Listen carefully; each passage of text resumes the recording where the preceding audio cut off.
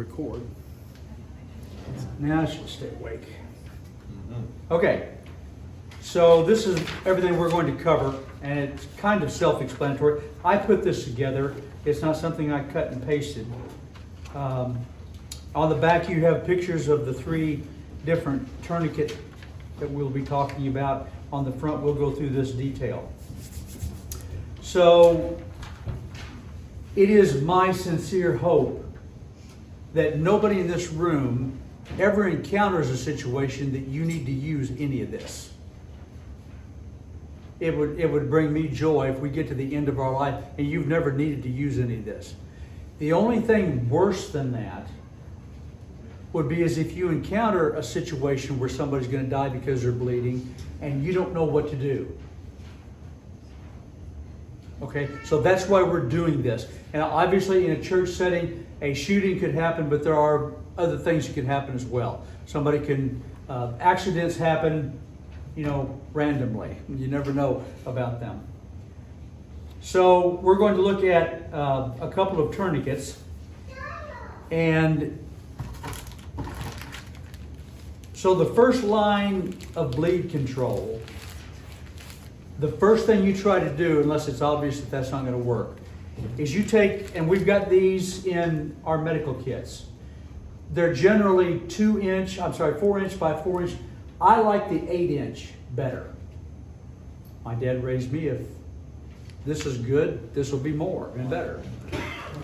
This just gives you more options of things to do. And so almost everything nowadays, these included, I don't know about the older ones that we have in the kits, but they have tears, and tear them at that point.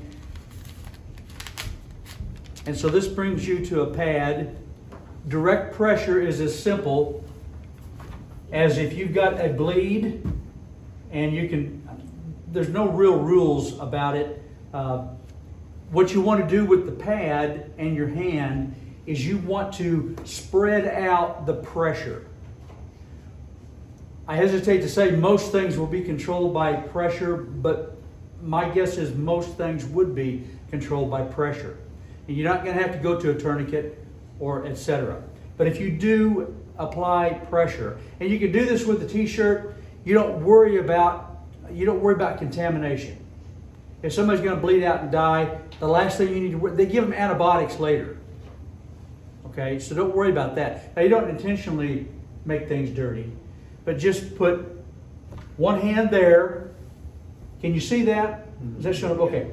So you put one hand, and you can only do that so long before it's not effective. You put the second hand because you can put pressure using your whole body, and you can do that for quite a while. So the first line is that.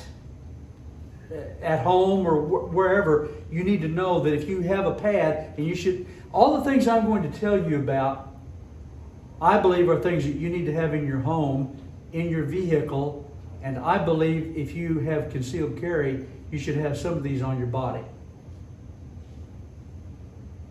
I hesitated and decided not to, but I could show you a video.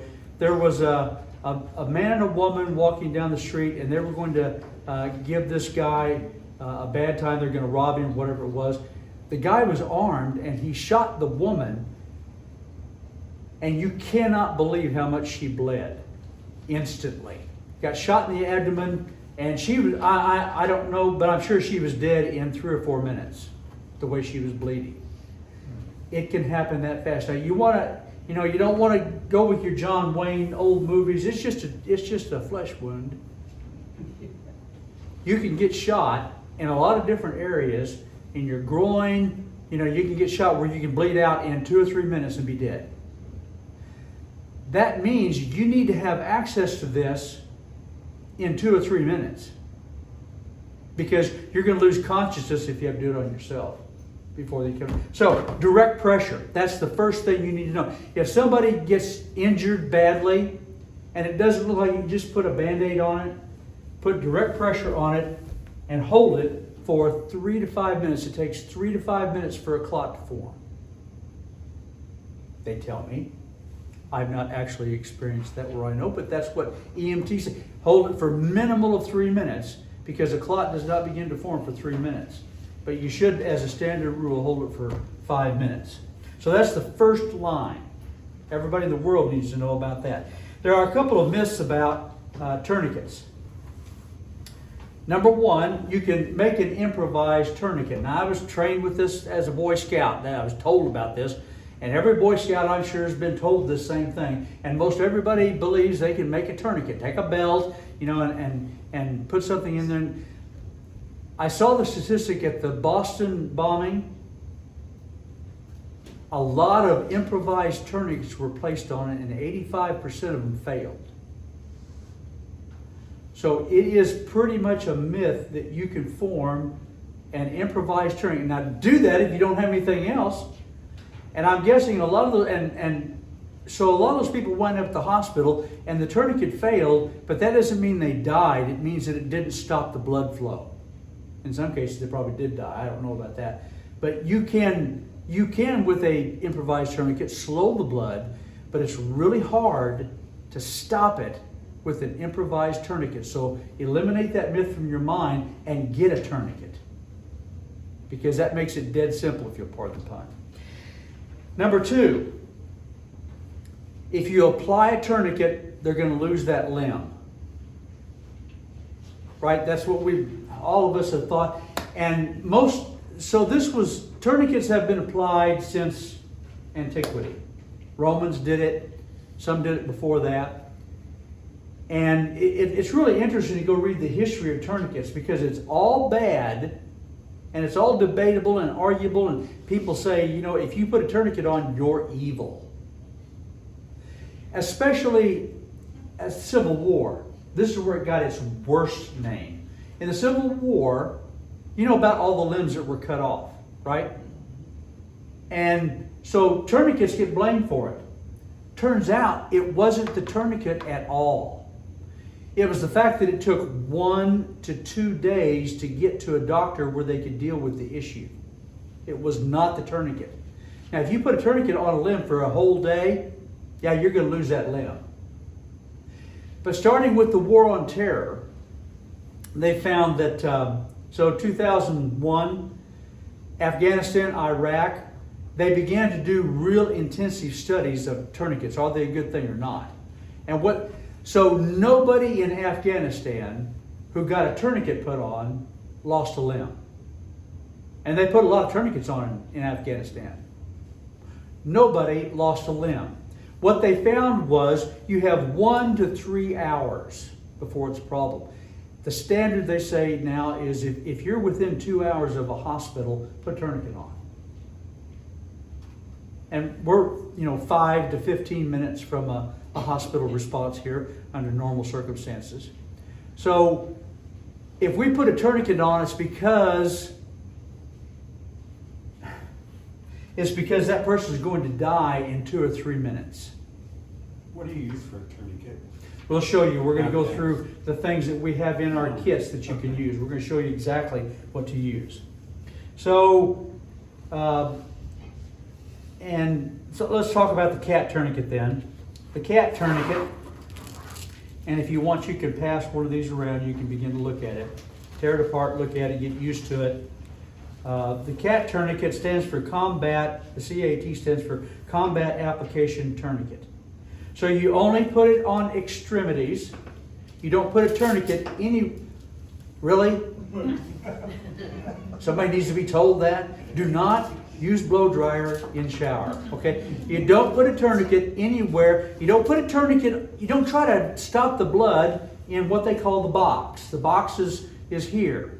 Belly button to below your throat. You don't use a tourniquet there. There's certain things to do, and we'll talk about that. But a tourniquet can only be used there. So the CAT tourniquet is one of, I would say, the 2 most common tourniquets. I chose this one because it's idiot-proof.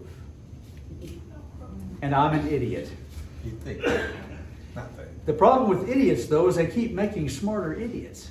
So the CAT tourniquet is one of the most common ones, and if you've tried to get a tourniquet lately, I don't suppose you probably have, they're kind of hard to get. Everybody in the country seems to be getting on board. Now that information is getting out, you can use a tourniquet. I think and concealed carry is really pushing this along, and people are afraid of a lot of things. So it's kind of hard. I've ordered, the two that we've got here, my personal ones, I've ordered a couple for the church and they're not going to be here. I just found out that they were shipped, so they will be here. But there will be two of these. When we get done, there will be one of these upstairs and one of these downstairs. I don't think there's a need to have more than two of them, but we're going to have two of them. We're going to have them in an orange medical container setting with the other first aid kits. I want these to be immediately recognized. So if you don't have a tourniquet situation, you get into the first aid kit and do your thing. But if you look at that and you say, oh my gosh, that's a lot of blood, put a tourniquet on it. There'll be one down here and one upstairs in the coat room.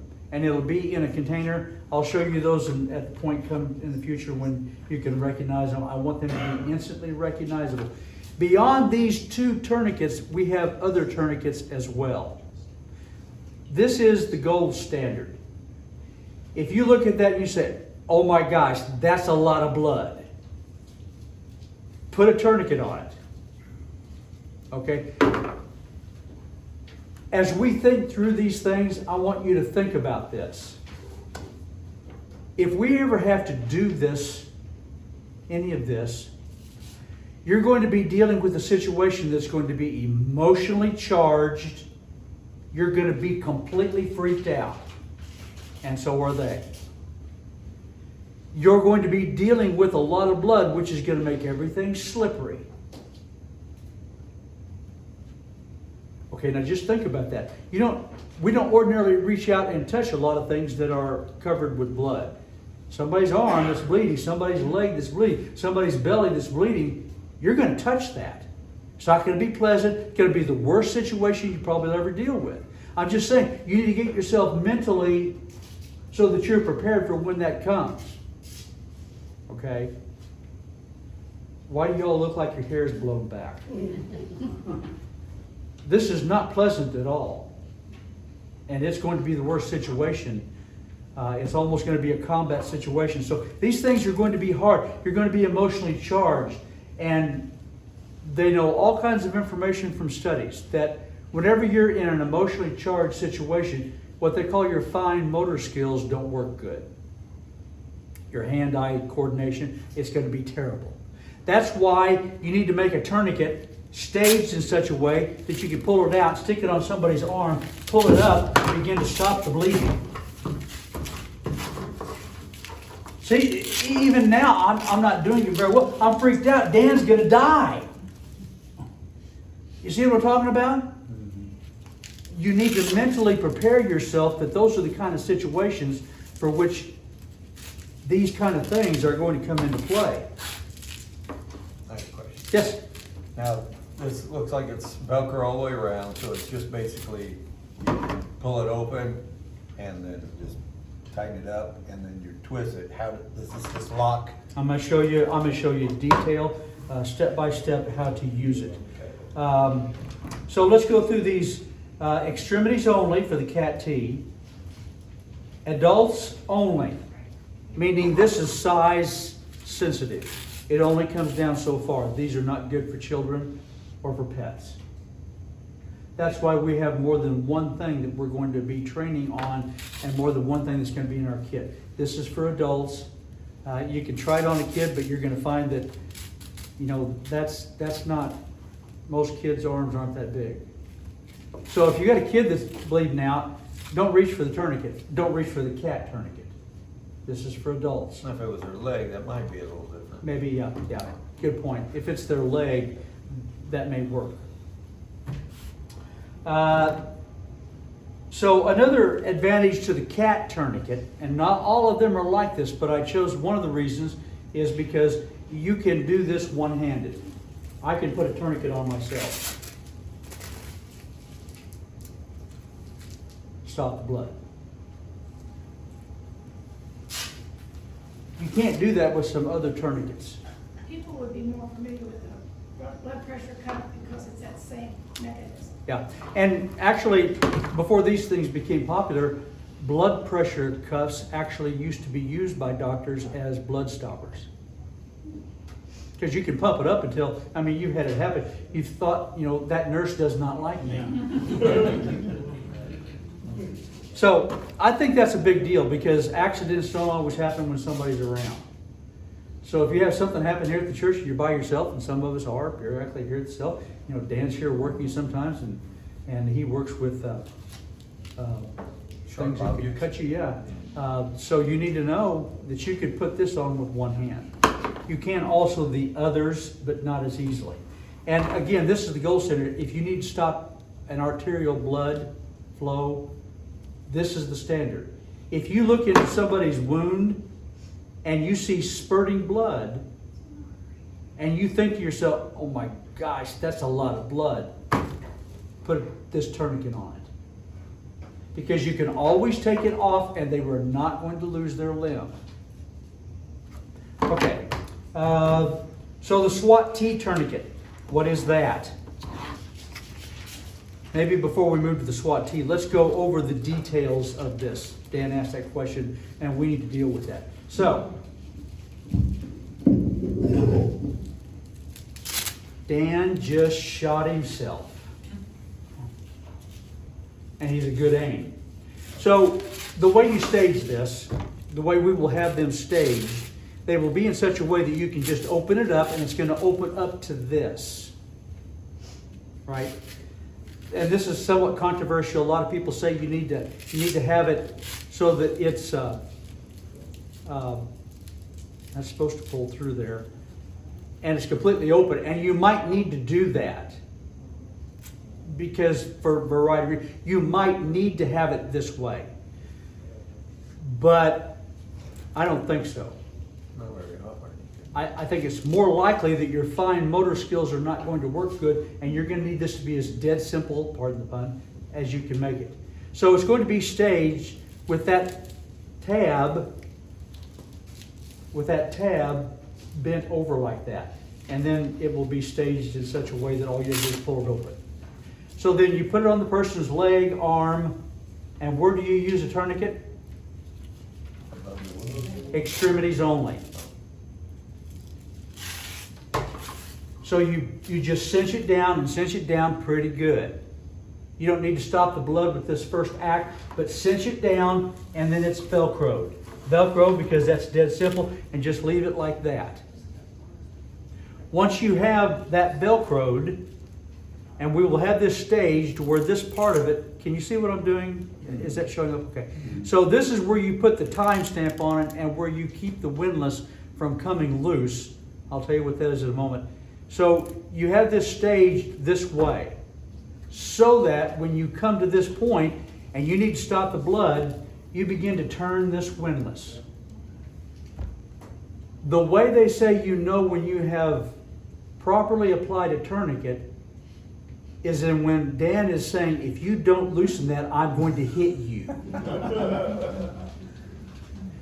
Again, blood, emotionally charged.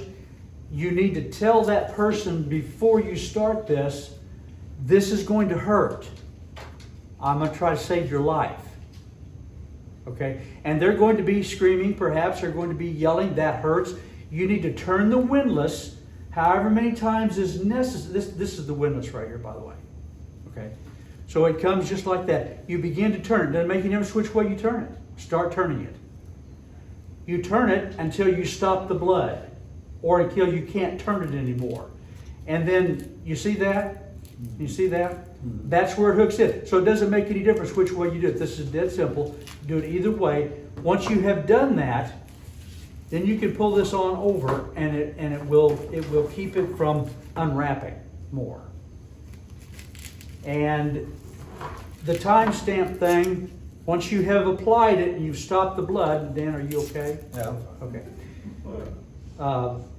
Once you've done, you're supposed to write the time that you put it on there so that when they get to the ER, the doctor knows, it's been 30 minutes, we're good. Take our time, let's assess it. Or it's been 2 hours, let's get that off there. Okay? Try to situate it above the area that's Yeah. involved. Thank you.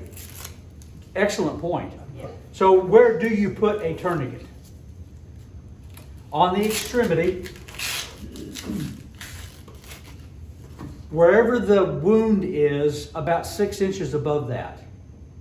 Because sometimes blood, they say, can travel a bit in the flesh and you don't actually know where the artery is.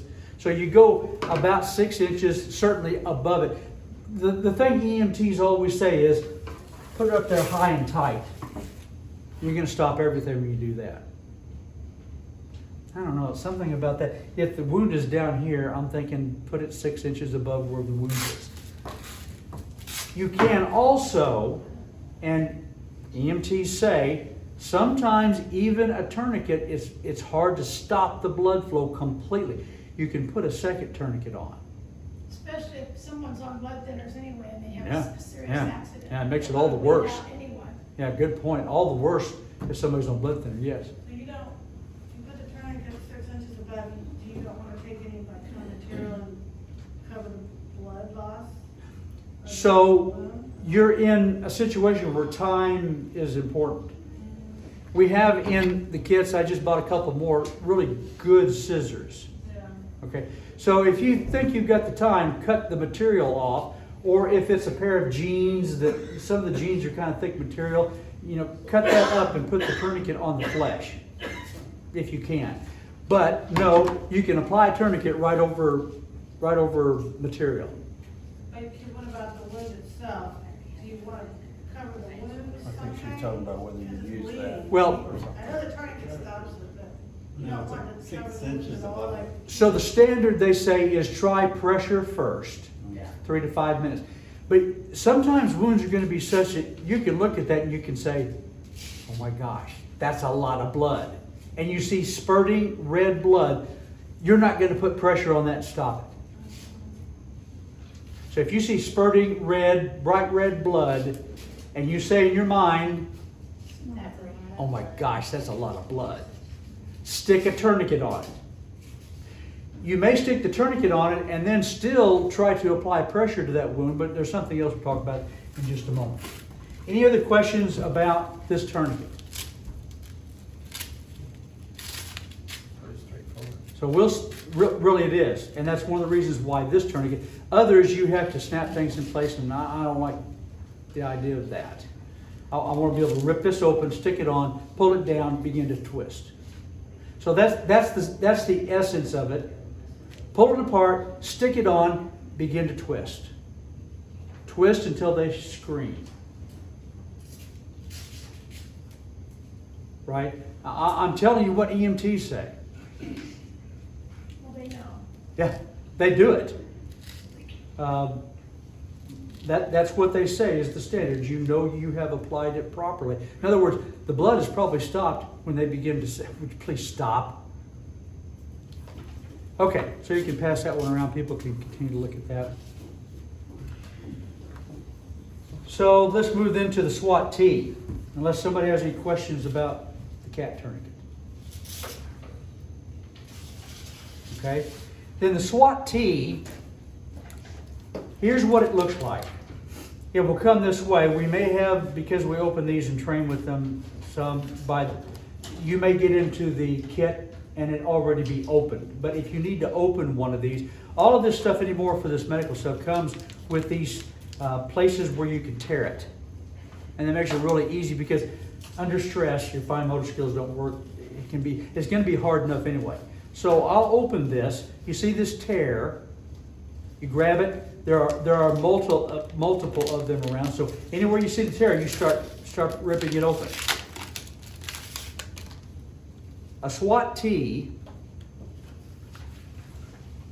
is an elastic band, and it is somewhat controversial.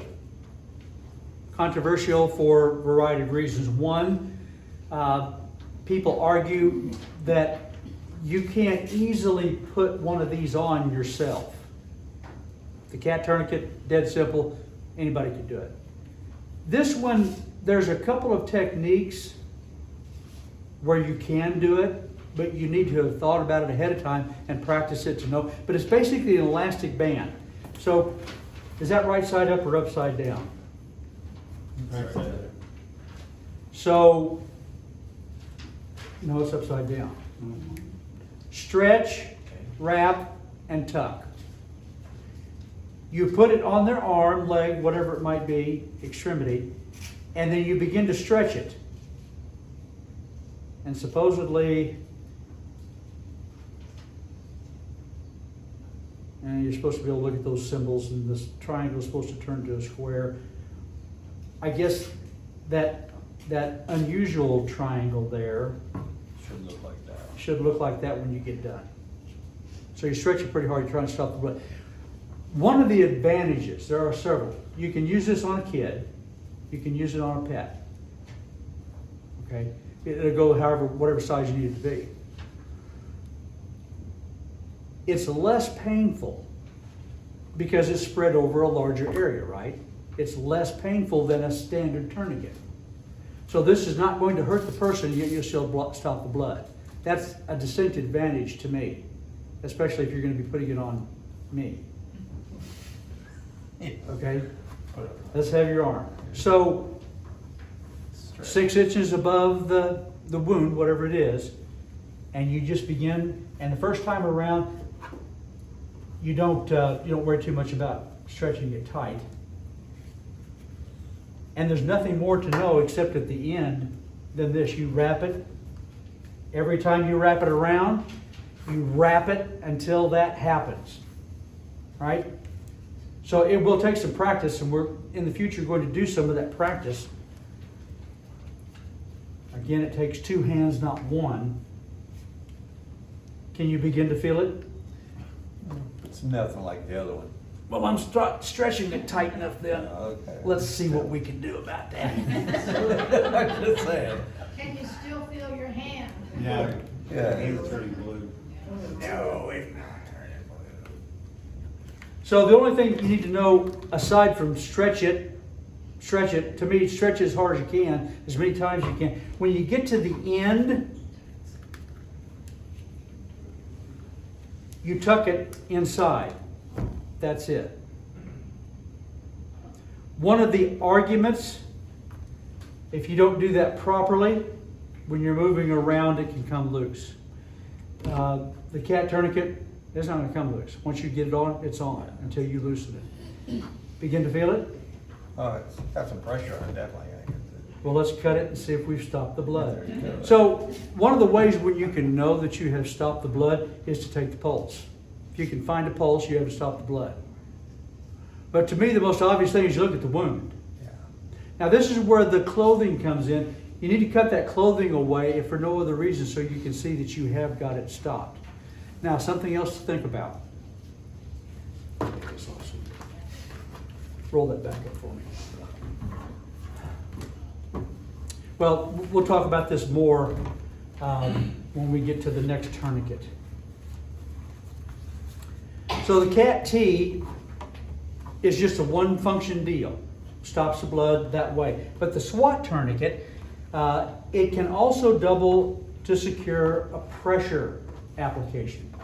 So if you have done this, then you can take that and put it right over the top of it. If you don't think you need to stop arterial bleeding, you just need to keep pressure on it until they get to the hospital, then you can use that to secure that pressure. Right?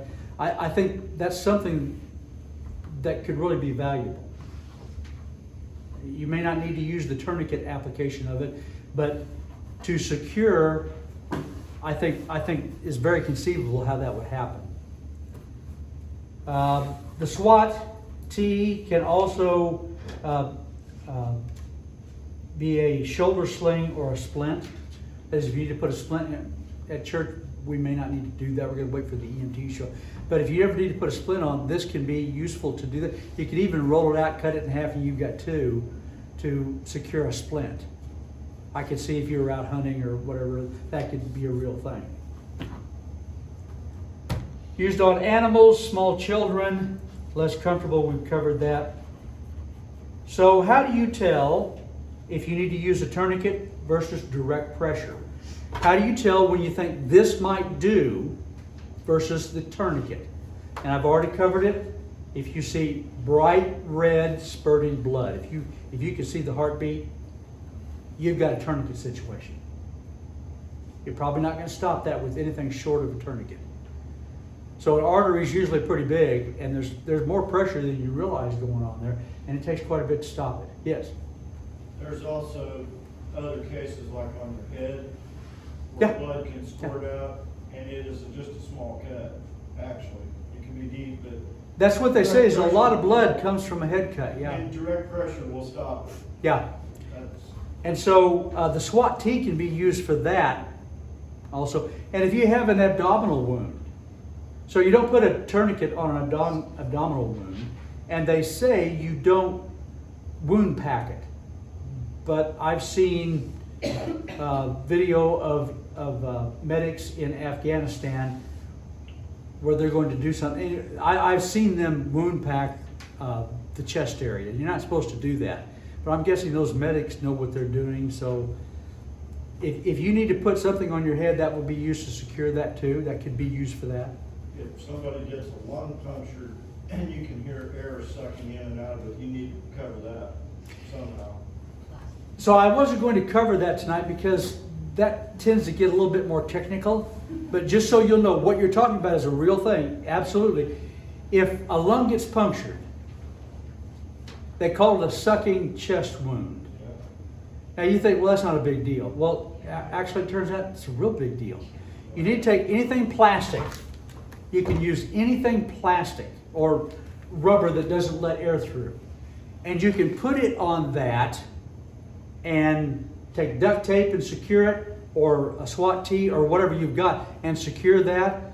That's not the ideal. We have, I don't think I have any of them in our kits, but if you all think we need, I don't.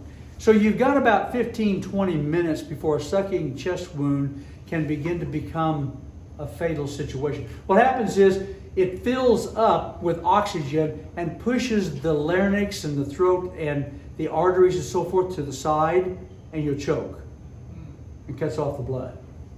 So a sucking chest wound is a real big deal. So you can take a needle and you can insert it in the right place and I'm sorry, I spit all over you.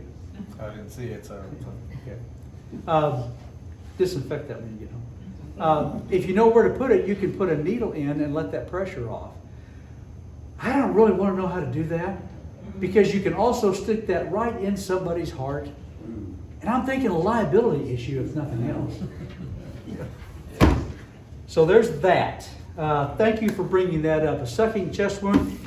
If you're out by yourself, you know, and you're going to be half an hour from somebody, take a piece of plastic, put it over, put some duct tape around that. The ones that are made for it, and I have some of these that I have in my personal kit, they have channels where the air can get out, but it can't come back in. That's where the sucking is bad, where it sucks air back in. So you want the air to be able to get out, but not back in. So if you put this over it, you're going to halfway do that, but it really, and there's ways to make channels. I've seen EMTs say that, you know, in the rough you can do things to make a channel. I'm not going to do that. I'm going to call 911. Okay. Any other questions about the SWAT tourniquet? How to know when to use it? How to use a tourniquet? Okay. What did you say about feeling the pulse? If you can feel the pulse, then what? And this is a special, well, wherever it is, it's on a limb. So you put the tourniquet on. I'm thinking you look at the wound, but it could be bleeding under the skin too. So look for a pulse. Okay. If you can find a pulse, then you need to tighten it down a little bit more. Okay. Or put a second one on.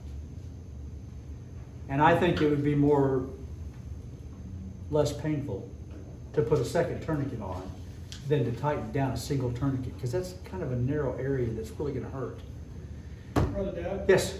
If it came to a point you thought you needed to put a second tourniquet on, where would you put that? I mean, how close to the Above, the next area above, and right next at to it. it? Right at it, yeah. Okay. Yeah. Good question.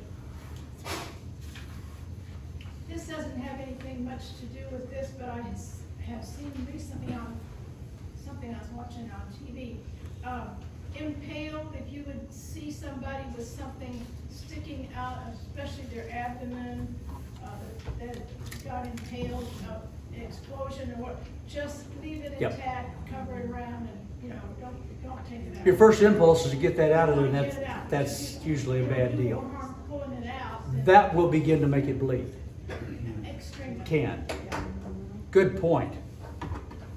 So if I ever get impaled, Don't touch it. yeah, well, you can comfort me a little, but don't pull it out. No pun intended. Yeah. So let's talk about the Israeli combat bandage. To me, this is genius at its best. This is the Israeli people. This was developed by the Israelis for their military. So I was going to open one up, but I don't. So it will come looking like this. You can, the ones that they sell for civilians now, you buy these off of Amazon. That's where I got them. You don't generally get these that are fake. Those tourniquets, never buy a tourniquet off of eBay or Amazon. Ever. Because the Chinese duplicate them Absolutely. and they're inferior. Where did you get them? Pardon? Where did you get them? Or, I got them from North American Rescue. okay. There's one other site, I don't remember the name of it, but these are actual, they supply to EMTs and hospitals and that sort of thing. So you can trust that. But the problem with the ones that the Chinese make, there's a whole lot of specifics, but the worst one is, this is what's called the windlass. This is what you turn. So you're cranking that down on somebody and it breaks. Yeah. Gonna be a bad day. Gonna be a real bad day. This is the 7th generation cat.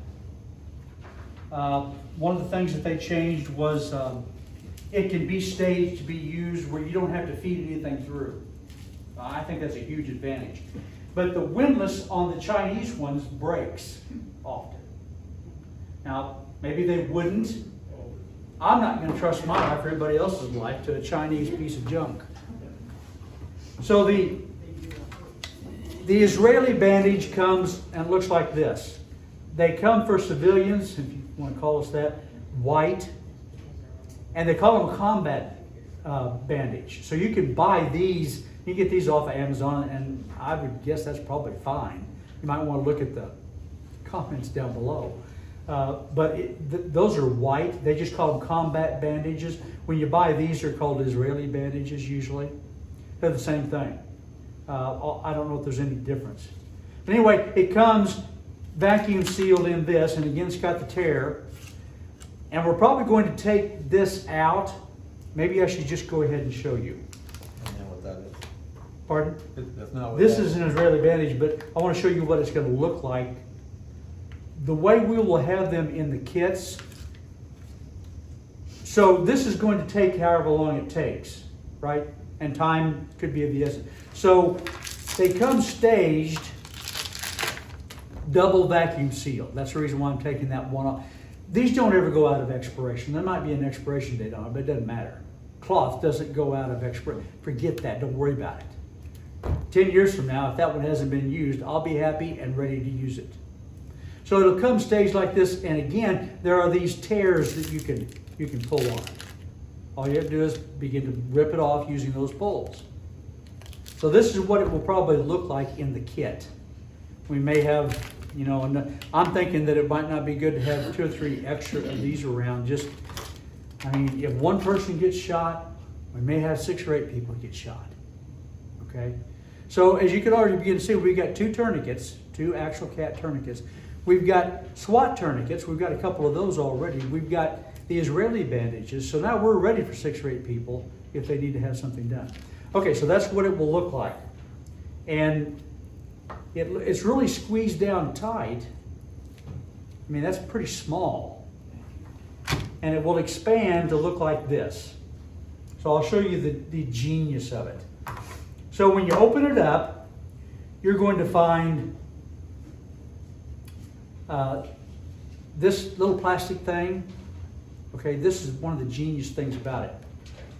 But you will open it up, and there's going to be this very large bandage that you could use for a pressure bandage. You can just take that and put it on and hold. It also is a double bandage. And this is, I haven't torn it off, but it's kind of partly torn. It'll just tear off very easily. Now, why would you need a second bandage? Because it's Like a tough. wound, maybe? Exactly. An entrance wound will have an exit wound very often. Mm. Isn't that lovely to think about? Mm. Genius.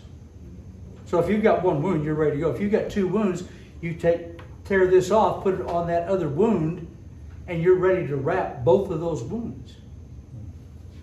A couple of other things. It comes inside, there's a little, at the very beginning, this little loop. And inside that loop is gauze. Cotton gauze designed just for stuffing wounds. Talk about that in a moment.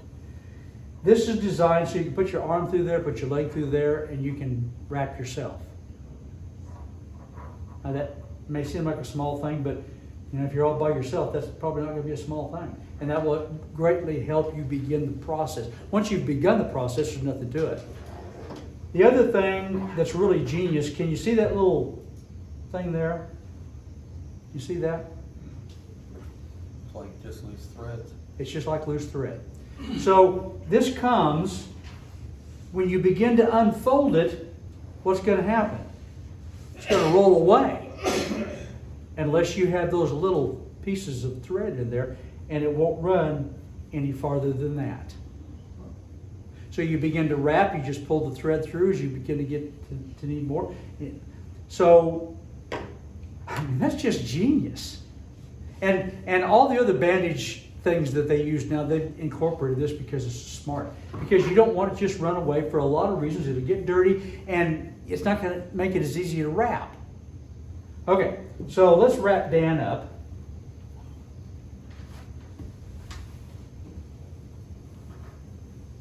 So you begin to wrap. Put one wrap on. Are you watching? Okay. You put the, again, this is dead simple. You put the bandage right over the wound.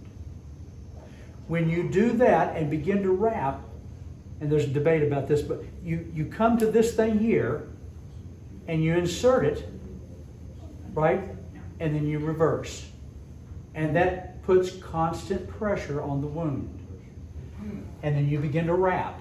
Now, the controversy a little bit is that some people argue you wrap outside of that, and you wrap outside of that, and then you start that, and you've covered up more of an area, and then you reverse it. I don't know how you know which is the one to do there. I'm thinking I want all the pressure right where I want it. But you may have a long gash. Yeah. And so there you go. Wrap that. That puts the pressure right down on the wound. This is one of the genius things about this. You begin to wrap, and you wrap, and you wrap, and wrap it tight, right? Probably. You might not need to. You might just need to secure that until you get to an EMT or something. When you get to the end, there's this little plastic thing, okay? All you do is your last wrap, you stick it down on both sides of that. Okay? I've got Any- a question. Good. You referenced the plastic under here. Is that supposed to be on top of the wound? It will be. If you put the bandage on the wound, it will be. Okay. Again, idiot-proof for most idiots. So that piece actually puts more pressure. Yep, just that simple. There's another combat bandage out there like this. It's got a little cup, and it's the same principle. It's just when you wrap it, that cup is like putting your hand right there. I think this is better, but I don't know. Okay, any questions so far? Okay, a couple of other tips and tricks. The Israeli bandage can also be a tourniquet. I don't think it is a full tourniquet, but it's argued that you can do it as a tourniquet. So how you use it as a tourniquet? As you're wrapping, here's another tip. I'm kind of getting ahead of myself. As you wrap it, all you have to do is twist it. That turns it into a rope instead of stretchy material, so you can put a lot more pressure on it. So every time you wrap, every turn, put a twist to it. And pull it really tight every time you do it. So you can see where this force multiplies the pressure that you're able to put. Okay. So when you get to the end, if you think you need a tourniquet, if you think that that's a problem, all you have to do is take this and use it as a windlass. Stick it under your last wrap and begin to turn. Tighten it down and hook it. So there's about 4 different ways to put pressure on with that particular bandage. Yeah, increasingly more powerful, yeah. So there's the standard, just wrap it the right way with that plastic thing. But twisting it is another additional pressure. This tourniquet, I don't think this is actually a tourniquet. I put it on myself and I can't turn it down tight enough that it would be a tourniquet. But you can tighten it down more. So exactly right. Each thing increases the pressure, and then just hook that. And that will keep it. And these hooks are such, I'm not hooking it because they're really hard to get out. They're really hard to get off. Once you hook it, it's hooked. Or you're going to tear material. So, if you just use it standard, get to the end and hook it. If you think you need to have more pressure, tourniquet style, at your last wrap, stick this in there and use it as a windlass. Tighten it down however far you can and hook it. Any questions? Huh? Yeah, unwrap it and fold it back up for me if you would. Problem with me, just remember that when you're in an emergency. This is the reason why we need to plan in the future at some date. Practice. Where I think we need to put some tables out, we need to have some victims, and we need to have people actually practice these things. I mean, it's one thing to watch a YouTube video, but Judy and I have practiced putting them on each other so that we know actually what it feels like. Okay, let's talk about wound packing. In the kits, we have, so you can wound pack with anything. Well, anything cotton or like a t-shirt or what, you can wound pack with anything. This Israeli bandage comes with this stuck right in there to be used either as an additional bandage, maybe on somebody else, or maybe there's more than one wound, you put the bandage on and you need to take care of another wound. You know, that's a real possibility, not just one bleeding spot. So you can use it for that. You can also use it for wound packing. Now this is the fun part, and the part that I hope I never have to do. Amen to that. So here's an arm. I thought about cutting somebody's arm, but I thought, that's a bit too real. So there's a couple of different wounds that you can have. You can have a puncture wound, like a bullet hole. You can also have a slice. If you're in a tourniquet situation almost, you're probably going to need to wound pack that. Meaning, you take cotton and any kind of gauze or your t-shirt, somebody's t-shirt, get somebody to get the scissors and cut their t-shirt up into about 1 to 2 inch strips. This is a little bit wide for this, but it will work. All you do is take it, and before you do it, you're supposed to put your finger down in there and figure out where. Now that doesn't matter with this kind of a hole, but with this kind of a slice wound, you might not know where to begin to pack. You want to start packing where the artery is pumping blood. So you feel around in there. Isn't this fun? I haven't had this much fun since the hogs ate my brother. You feel for the spurting artery. Once you find that, you know where to begin to pack the wound. So you start off either making a clump or tying a knot. Most EMTs tie a knot, and they will begin to stuff it into that wound. Now I'm guessing that the person you're doing this to is really not going to appreciate what you're doing for them. They're going to be screaming, and you're going to be dealing with lots and lots of blood. I'm just saying you need to be mentally prepared Okay? If you are, it won't be quite the shock, is my point. So you just pull a couple of inches and stuff it in there. They say stuff north, south, east, west. Stuff it north, south, east, west. To me, the main thing is stuff it in there until you can't stuff anymore. And then that's what they say, stuff until you can't stuff anymore. And hopefully you'll have some left over. And then you can take that and put the pressure on it. And then put a swat on it, put the Israeli bandage, or just hold pressure until the EMTs get there.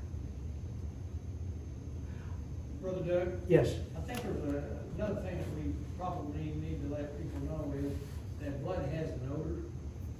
And it can really get you if you're, especially when there's gonna be a lot of it. It Huh. does have an odor. I hadn't thought about that. It is really slick, and it will make all things harder. Yeah. Now, the reason why we're even talking about this is if this kind of thing happens, that would be awful. The only worst thing is that you just can't stand there watching bleed out. Now, at least with your head, you know things you can do. Whether it's here at the church, an accident that you come upon, or a chainsaw accident you have at home, you know what to do.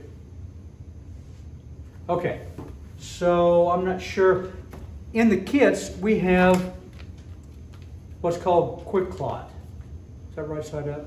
You can read it? Okay. Okay. Quick Clot, there's a couple of standards. Quick Clot is one of them. This is 2 feet of clotting gauze. This is the same thing as this, only it's been impregnated with material that speeds the clotting.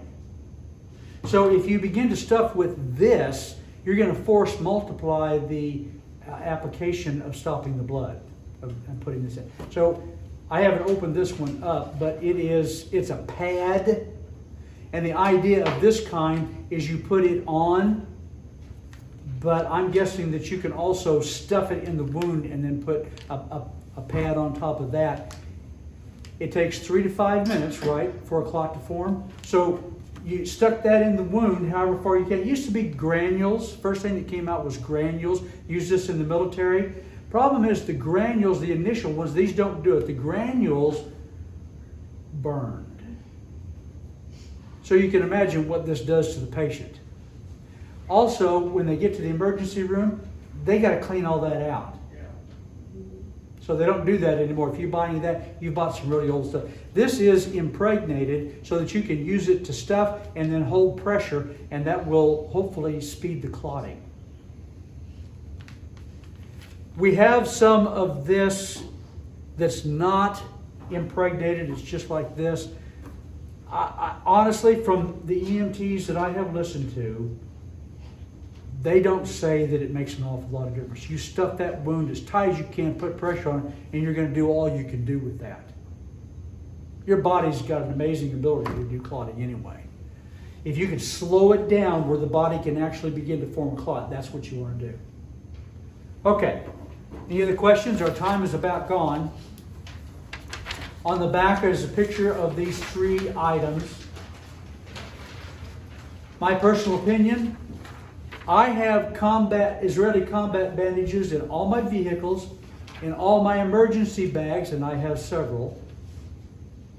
I have them in my office. I have them in the kits here. I want them everywhere.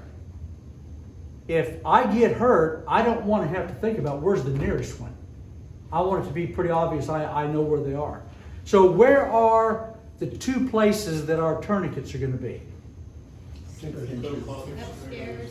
Coat closet and down here. Probably right here. Down here in this. Room, you mean? Pardon? Right here on the shelf? Yeah, right here. The first aid kit's on the back shelf there. We're going to hang it on the wall. And I don't know whether that's what we're going to... The first aid kit is going to hang, and it's going to have Band-Aids and a lot more. We're going to have these other 2 kits that are orange. They're going to be right there with it. So if you say, oh my gosh, that's a lot of blood, grab the orange, put a tourniquet on it. We're close enough to a hospital. You're not going to make anybody lose their limb. Okay? When in doubt, put a tourniquet on. Yes? I don't know if it's the same kind of first aid kit you're tips and they're like, it's not. How many pieces in it? I don't know. So that's the selling point that all of them use, how many pieces. What are you looking for in all That doesn't always, we've got kits. that? Okay, so we're good on the kits. Oh, you don't need more. Yeah, no, we don't need more. And I have added things to the kits that put us beyond what we usually get in a first aid kit. Additionally, we'll have all of these things in that orange kit. That's a So bleed you kit. put more of the combat bandages Yeah. in each. There'll be more, we'll have more of the SWAT and the combat also in these. You can't put everything in there, so you know how we're gonna stage all this. Did you get all this at that North American Rescue? You can buy, I believe, all three of these from North American Rescue. And the way they spell that website is NASKU, I think. It was a little hard for me to find. I think they changed their website name. Probably some things went on with people using their name and they wanted to distance themselves. NASKU, NASCUE, North American Rescue. And you can buy it all from Amazon from North American Rescue as well. Make sure that's what you're buying. Okay? And I would also suggest, I believe you need to have all of these things at home and in your vehicles. In your vehicles, if no other reason, because that's where bad things happen. You've got really heavy pieces of metal that bump into each other and really bad things happen. The only thing worse than that I can think of is if you're just going to have to stand there and watch yourself or your wife or somebody who you don't know bleed out. Yeah. Now, if you have these things, you can do something until an EMT gets there. And none of these things are going to do any damage. And there's a law in Missouri, I think, what do they call that law, where you can't be sued for giving first aid? Good Samaritan. Good Samaritan rule, thank you. Okay, we're going to have to quit and stop. We're going to go over this again because this was a lot. I have been studying this for several years, looking for the people who know what they're talking about and the ones who don't. And YouTube is full of people who don't. You know, don't start doing something to your car until you test whether that person knows what they're talking about. I am shocked at the things that people think it's worth making a YouTube video about and don't know what they're talking about. So be careful with it, but be prepared. The old saying is, prepare for the worst, hope for the best. I'm curious, what do these cost? Good question. So the cat tourniquet like we have here is $30, $35. Okay, the SWAT, I think they're only $15, $20. I could be wrong about that. I think they're only $15, $20. And again, it has its limitations. We'll talk maybe at a point in the future. There are a couple of techniques that you can use to be able to put one on yourself, but you have to have thought through that and practice it to be able to do it. The Israeli bandage is just so simple. I just love the Israeli bandage. It's just genius and simple. It costs, I think, also $15 to $25. And, you know, the white ones are for civilians. These are the ones that were developed for the Israeli military. Could we buy them in bulk or something? Yeah, the last three I bought for $15 a piece, I believe. And it probably is a little bit cheaper to do that, not a lot. And so we've got 5 Israeli bandages here, a couple of SWAT, and a couple of tourniquets. If anything worse than that happens, I'm just going to shut down. You just plan on it. But you know, I hate to think about this, but a bad guy could do a lot of damage real quick. Oh, yeah. And if we've got 6 or 8 people that are hurting, I want to be able to do something. And now we can. And hope we never need to. Okay, we're going to have to quit. Yep. Thank you, and we will do